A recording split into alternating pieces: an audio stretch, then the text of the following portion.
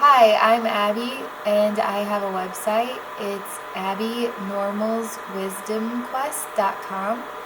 And I want to talk to you today about one of my spirit guides, and I call her Mother Snake.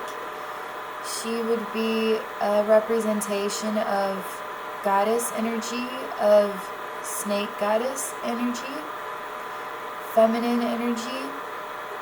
I call her Mother Snake. I didn't always call her Mother Snake. I used to just feel like I had a snake guide, and over time I've been able to see her more and more clearly, but also her identity to me is changing as I become more spiritual.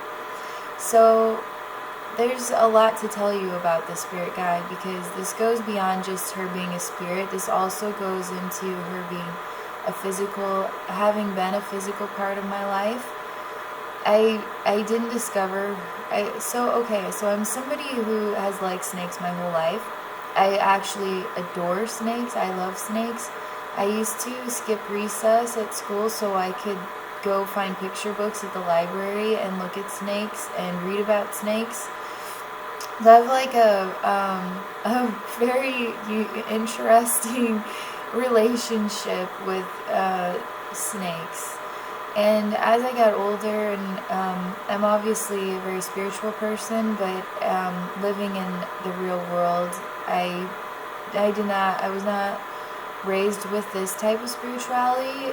It's just part of my soul. It's part of who I am, and so I've had to try to figure out myself by myself throughout my whole life.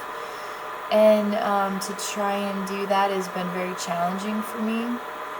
And so I would look to the invisible world to try to find answers to who I am and what I was experiencing, and how do you take a human mind, how do you take a human being, and how do you take that experience and go to an invisible world to find answers. That is really profound. That's a really profound thing to do. And so for me to be where I am today has taken a lot of effort and a lot of overcoming my physical self. I mean, it is challenging to be a human being. So here I am. I'm going to talk to you about a subject that's really has a lot of meaning to me.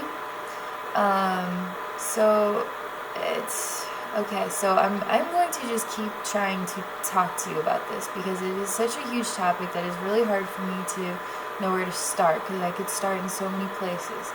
So we're looking at all right, my spirit guide.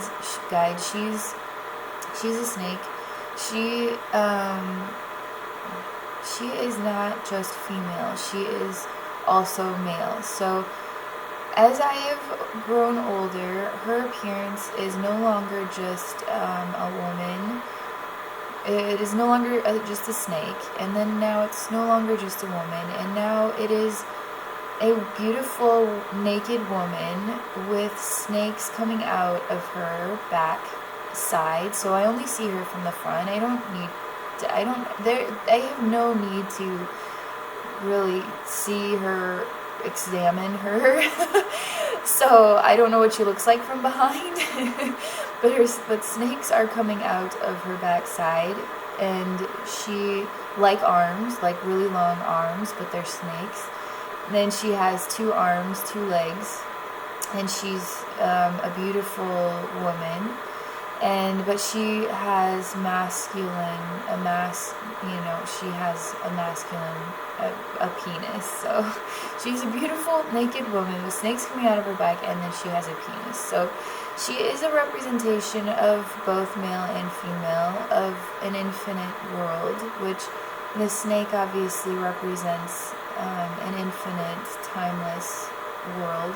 It represents all things from the darkest spectrum of light to the lightest spectrum of light, and all the colors in between. So she represents all things to me. She represents the dark and the light. She represents the male and the female. She represents something so pure, something so sacred, something that goes beyond anything a human being could possibly imagine. So we live on a planet where what is sacred is no longer of existence, at least in the mainstream world. Sacredness does exist to some of us. Some of us do strange things and keep them to ourselves. So you do have people who live on mountaintops in hidden villages that do still conduct sacred rituals. You have people who live in the middle of a city where there feels to be no sacredness, and they do also do sacred rituals. And a sacred ritual to me is honoring what is most feminine, most masculine, honoring what is infinite, honoring what is both dark and light. And you have to understand that what is dark is not necessarily evil. What is dark is also an expression of love. What is light is also an expression of love. If you did not explore darkness, if you did not explore the misery, the pain, and the suffering, you would never have a clue the depth of how wonderful love could be. If all you ever knew was what love was, how could you understand how good it is to know what love is?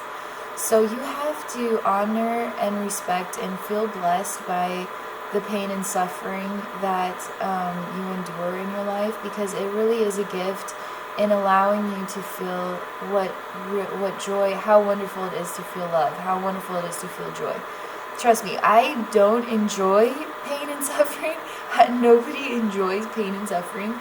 But it actually, when you get through the darkest side of your life, when you get to the other side of it, when you go through what is, shedding, it literally is like a snake, snakes grow by shedding their skin, and then they have a new skin.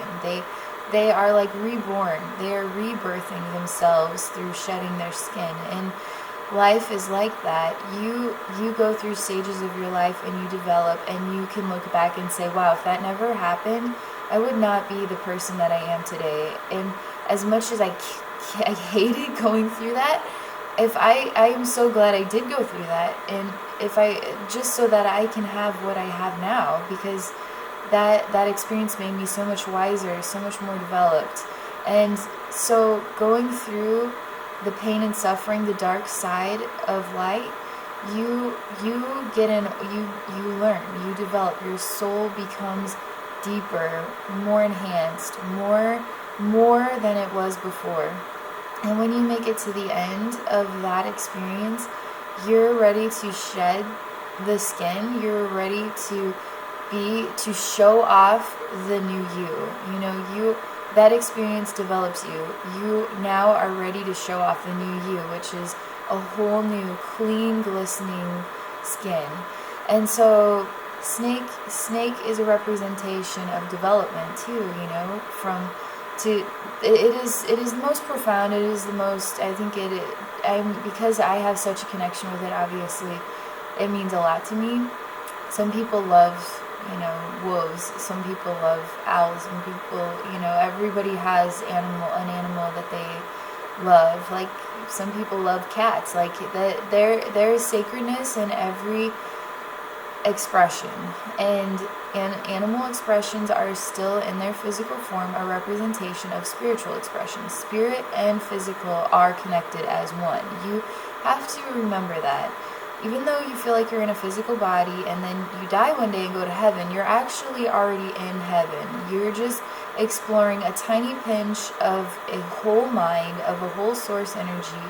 You are experiencing a tiny fragment of the infinite mind, and you are fine-tuning your soul to become something more than it was before. So a lifetime of 80 years is nothing. It is absolutely nothing in comparison to 100,000 lifetimes, and some of those lifetimes are not lived on this planet, are not lived in a human body, and have explored physical forms in the universe of lifetimes that could be equivalent to 50,000 years on this planet.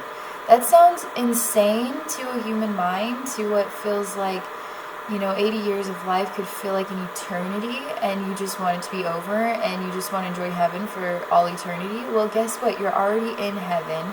Your soul wants to come here so it can expand, it can become deeper, more fine-tuned, more developed, more aware, more of an expression than it was before. And it can do that by, exploring the physical side of the spiritual realm. Like it's all connected. There is a dense world all the way up to a very light world, it's purely spiritual.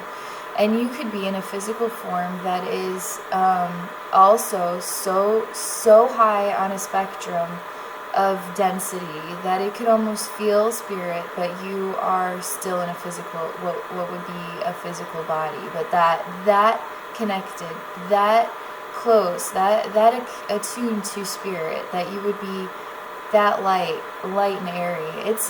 There's so many different ways you can explore all the entire source energy, the entire infinite mind. The infinite mind goes from the lowest end of a dense world to the highest end of a spiritual spectrum. It goes from the darkest side of light to the lightest side of light, and all the colors in between. All of that is represented in the physical world. All of that is represented in the spiritual world, and we are all a part of both worlds. We are all a part of physical worlds and spiritual worlds. And so, again, snake energy is to be connected to all things. It is to be infinite. It is to be physical and spiritual. It is to be light and it is to be dark. It is to be all things. It is to develop. It is to go through stages of learning and development, and to rejoice when you've made it through, and to show off your new skin. It is to show off how far you've come. It is to show off who you are, and feel so proud of yourself. And so it is really hard to know where to begin on this subject, because it is not just my spirit guide. It is life experience. It is life itself. It is reincarnation itself. It is dark. It would be dark and light. So you could say evil and pure, or however you want to look at it. And dark does not mean that you are an evil person. Dark can mean all kinds of things. And one of those things, for instance, for me, I would be exploring what is pain and suffering. What kind of world is it where dark is in control of the experience? So as a human on planet Earth, where you are primarily in a dark world, where darkness is in control of the experience. So the experience is manipulative, the experience is painful, the experience is separating you from feeling the oneness, the unconditional love. It is, but you see, all of that is the gift of being a human being. Your soul wanted to do this. Your soul wants to be you. Your soul wants to experience everything you have experienced. My soul is so glad that your soul chose to be you, because your soul now is providing an experience and awareness and expansion to the whole of all of us, and we're all connected as one. There's nothing, I am me, you are you. There are individual souls, but we are still all connected as one. So I could keep going on and on about this. So I'm trying to figure out how, have I given you enough information for this first conversation about my spirit guide. Okay, I'm just going to tell you really quickly why I call her Mother Snake. So she, so this is something that I recently started doing. This would have been probably about 2 years ago. I noticed I was doing this, and so I started defining any feminine energy that I sensed, and that would be alien or spiritual. If it was feminine and it was something that felt so feminine, so sacred, so goddess-like, so loving, so nurturing, so unconditional, so balanced, so harmonious, I could only call it mother, because that is what mother is. Mother is nurturing. Mother is so nurturing, so unconditionally loving, so giving, so pure, so feminine, so, all of the feelings that femininity give you is mother to me.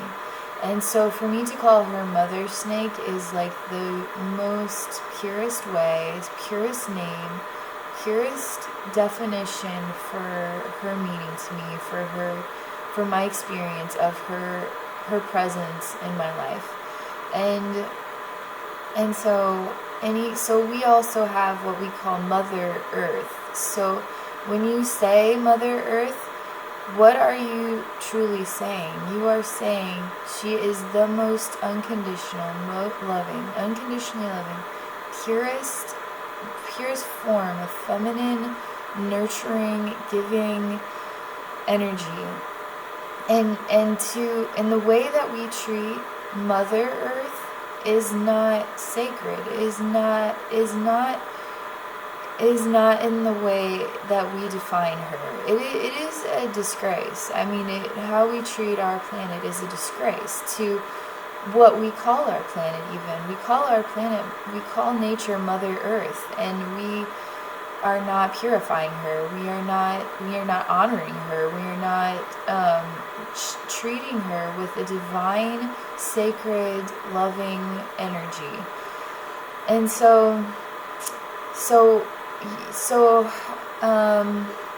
I'm going to, I want to talk about one more thing before I call it quits on this. So I wanted to revert back to the beginning of the video where I talked about sacred ceremonies, and because that is important to me. That is important to honoring and respecting what is defined as a mother to me. To respect and honor Mother Earth in the middle of a city, for instance. Like people, I am a normal person. I live a normal life, but I have very not normal experiences in comparison to what other people experience here. So I would take time out of my day to actually and I do this in many different ways. There are many different ways you can honor what is sacred and conduct a sacred ceremony, which could be to the extent of just taking 1 minute of extremely focused time of just looking at nature. And then in the process of looking at nature, this is a sacred ceremony. In the process of looking at nature, you share love and respect and appreciation for all of the beauty that you are surrounded by. And you just 1 minute every day to stop everything you're doing, go outside, sit down on the grass or sit on a chair and just look at the grass, look at the trees, look at the birds, look at the sky, stop everything you're doing and just say, just look at how beautiful it is around you. And feel the feminine, nurturing Mother Earth energy. And it is masculine too. So it is both. It is snake energy too. It is divine feminine, divine masculine energy that creates all things. So you honor what you see around you.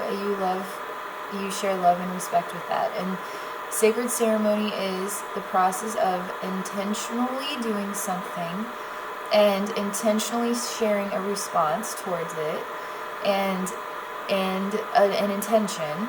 So all of these things combined create energy, and the energy manifests some physical response. So I'm just going to quickly sum up the rest of this because I know I get scatterbrained and there's so many things I want to talk about, and it's hard to just talk about one thing and stop. It takes more talking about many points to get to the whole of a single point. So conduct a sacred ceremony. You live in the middle of a city, go somewhere in nature for 1 minute and just sit there and just enjoy the experience of nature. That is you connecting with the spirit of Mother Earth. It is you experiencing something so profound and feminine, so beautiful. That is you connecting with Mother Snake. That is you connecting with Snake Goddess, feminine and infinite, timeless energy. It is you intentionally doing something beautiful and connecting with something beautiful, and then honoring it and saying thank you to it. Saying thank you for this beautiful moment in my life. And then just go about your day again. And it's that simple. It's that simple. How many people do that? Nobody does that. Nobody just does that. Nobody does it. And it's so easy. It's so simple to just do that. So, alright, so I'm going to call it quits on this video. This was my attempt to share with you more about my spirit guide, but it's more, but as she is spirit, she's also physical. She's a manifestation of all things. As I'm a manifestation of all things, as you are a manifestation of all things. We are all connected. We are all one. All physical is also all spiritual. And so this is my attempt to create a presentation, a definition of what is infinite into 20-minute video to try to inspire something more beautiful in this world.